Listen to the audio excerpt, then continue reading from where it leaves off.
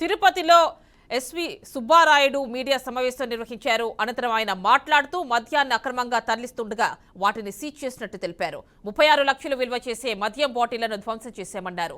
ఎన్నికల సమయంలో ఇతర రాష్ట్రాల నుంచి తీసుకొచ్చిన మద్యాన్ని పట్టుకున్నట్లు ఆయన వెల్లడించారు. మొత్తం 27,568 బాటిళ్లను ధ్వంసం చేశామన్నారు. ఇతర రాష్ట్రాల నుంచి మద్యం రవాణా చేయడం, అమ్మడం ఎక్సైజ్ యాక్ట్ ప్రకారం నేరమని, అలాంటి వారు కనిపిస్తే పోలీసులకు వెంటనే సమాచారం అందించాలన్నారు.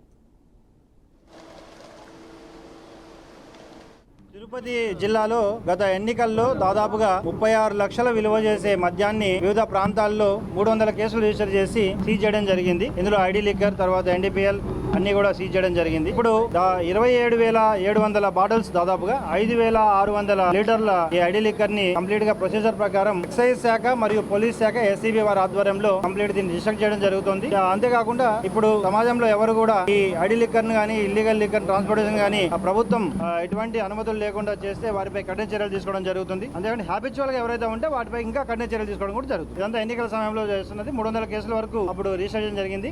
ఇవన్నీ కూడా కంప్లీట్ గా ఇప్పుడు ప్రొసీజర్ ప్రకారం వీటిని డిస్ట్రక్ట్ చేయడం జరుగుతుంది.